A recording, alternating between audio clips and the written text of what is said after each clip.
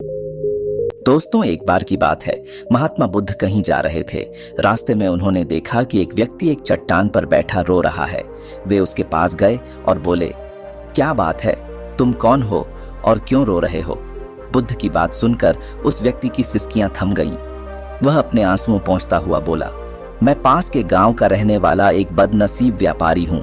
मैं जो भी काम करता हूँ वह बिगड़ जाता है। व्यापार के चक्कर में मैंने अपनी पत्नी के गहने बेच दिए। मैंने अपने परिवार को भी खो दिया। यहाँ तक कि मेरा घर भी गिरवी पड़ा है।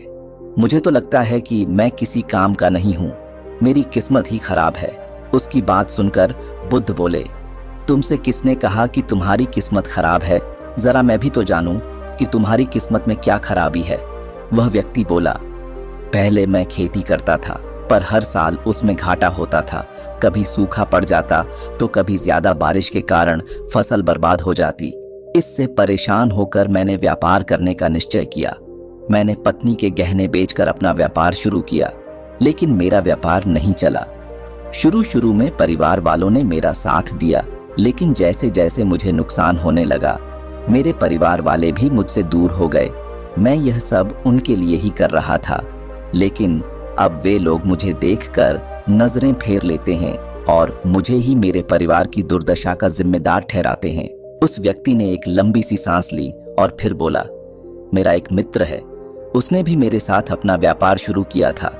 उसका व्यापार अच्छा चल रहा है। वह जब भी मेरे घर आता है तो अपनी सफलता की कहानियां सुनाता है।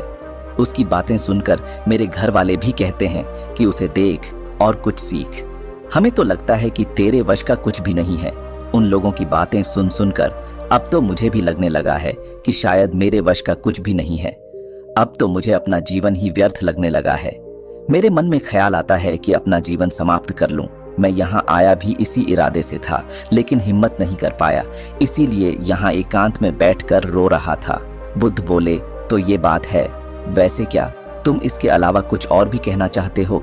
उनकी बात सुनकर वह व्यक्ति बोला, एक और मेरा हर काम खराब हो जाता है, दूसरी ओर मेरा मित्र है जो हर समय मुझे नीचा दिखाने का प्रयत्न करता रहता है। मुझे समझ में ही नहीं आता है कि मैं क्या करूं। बुद्ध बोले, क्या तुम अपने मित्र की बातें सुनकर दुखी हो जाते हो? उस व्यक्ति ने जवाब दिया, हाँ, मैं उसकी बातें सुनकर स्वयं दुखी हो जाता हूँ। बुद्ध ने पूछा, तुम्हें किस बात का दुख होता है, अपने असफल होने का या फिर मित्र के सफल होने का? उनका सवाल सुनकर वह व्यक्ति एक पल के लिए सोच में पड़ गया। फिर वह बोला, अगर सच कहूँ तो मुझे अपने असफल होने का उतना दुख नहीं होता है जितना कि मित्र के सफल होने का होता है। बुद्ध ने प्रश्न किया, यदि तुम्हारा मित्र असफल हो जाए तो तुम्हें खुशी होगी? वह व्यक्ति बोला, हाँ, मुझे बहुत खुशी होगी। इसका मतलब है कि तुम्हारी खुशी तुम्हारे मित्र पर निर्भर है। बुद्ध बोले, अगर वह चाहे तो तुम्हें खुश कर सकता है और अगर वह चाहे तो तुम्हें दुखी कर सकता है। तुम स्वयं से न तो खुश हो सकते हो और न ही दुखी हो सकते हो। तुम अपने मित्र के गुलाम हो गए हो, इसलिए तुम्हारा कुछ नहीं हो सकता। उस व्यक्ति ने हाथ जोड़ दिए। ऐसा न कहें महात्मन, आपकी बातें सुनकर मुझे कुछ आशा बंध रही है। बुद्ध बोले, जब हम किसी से आशा बांध लेते हैं तो उस पर निर्भर हो जाते हैं। ऐसे में हमारी खुशी और दुख भी उस पर निर्भर करने लगता है। इससे बेहतर है कि तुम अपने आप से आशा बांधो। जब तुम ऐसा करोगे, साथ ही पूरे जतन से काम करोगे, तो तुम्हें सफलता अवश्य प्राप्त होगी। कहते हुए बुद्ध ने एक पल के लिए उस व्यक्ति की ओर देखा, फिर अपनी बात आगे बढ़ाई। तुम्हें लगता है कि तुम्हारा मित्र तुम्हें दुखी करने आता है, पर अगर विचार करो तो वह बातें तो सच्ची ही कहता है। वह अपने संघर्ष और अनुभव की बातें बताता है। तुम उन बातों से बहुत कुछ सीख सकते हो। तुम्हें इसके लिए उसका धन्यवाद करना चाहिए कि तुम्हें घर बैठे कुछ अनुभव मिल रहे हैं। तुम उन अनुभवों का लाभ उठाओ, नई शुरुआत करो, कर्म करते जाओ, हार मत मानो। एक दिन तुम्हें सफलता अवश्य मिलेगी। आज तुम जिसे अपना बुरा वक्त या बुरी किस्मत कह रहे हो, एक दिन यह बदल जाएगी। इसी के साथ तुम्हारे विचार भी बदल जाएंगे। और देखना, जब तुम्हारा अच्छा वक्त शुरू होगा तब तुम्हारा मित्र भी तुम्हें अपनी सफलताओं की कहानियां नहीं सुनाएगा। तब वह अपनी असफलताओं की बातें बताएगा ताकि तुम उसकी बातें सुनकर भ्रमित हो जाओ, तुम्हारा आत्मविश्वास हिल जाए और तुम गलत निर्णय ले सको। लेकिन उस समय भी तुम्हें अपनी बुद्धि का प्रयोग करना होगा। तुम्हारा मित्र जैसे आज तुम्हें दुखी करने आता है, उसी तरह उस समय भी वह तुम्हें दुखी करने आएगा, क्योंकि जिस तरह उसे दुखी देखकर तुम्हें मजा आता है, उसी तरह उसे भी तुम्हें दुखी देखने में उतना ही मजा आता है।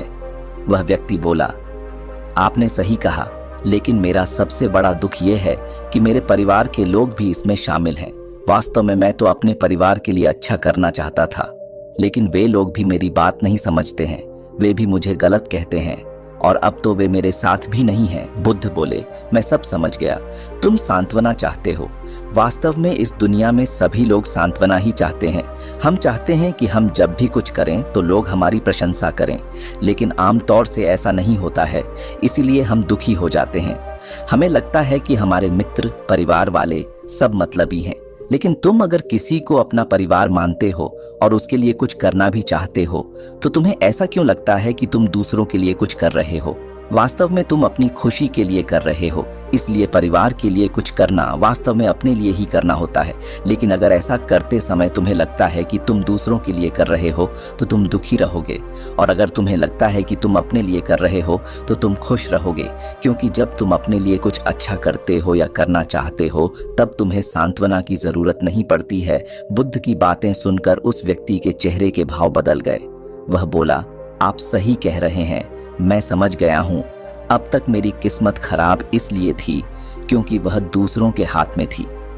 अब मैं अपनी किस्मत को अपने हाथ में रखूंगा। मैं फिर से प्रयत्न करूंगा, पूरे मन से काम करूंगा, और जब तक सफलता नहीं मिल जाती, चैन से नहीं बैठूंगा।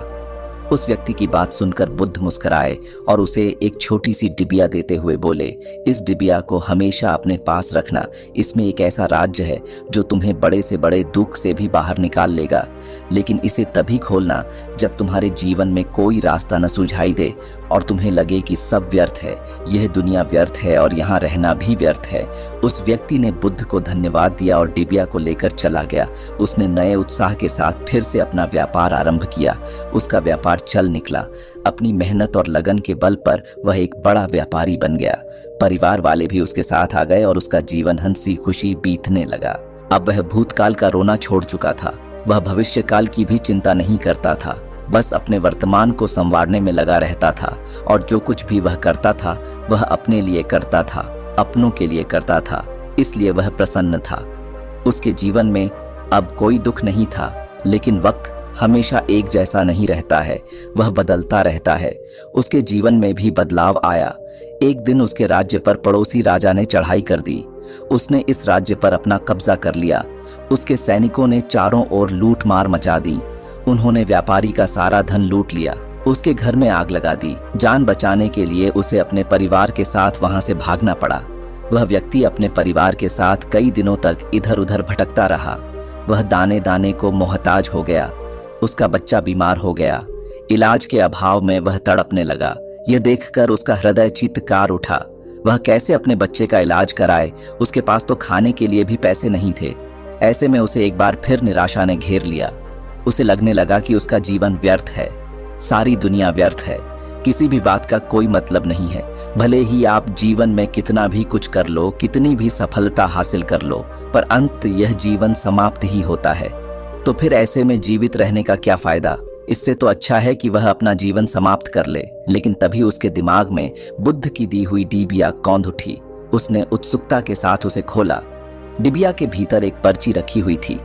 पर्ची पर कुछ लिखा हुआ था। उसे पढ़कर उसकी आंखों के आगे छाया निराशा का अंधेरा हट गया और वह मुस्कुरा पड़ा।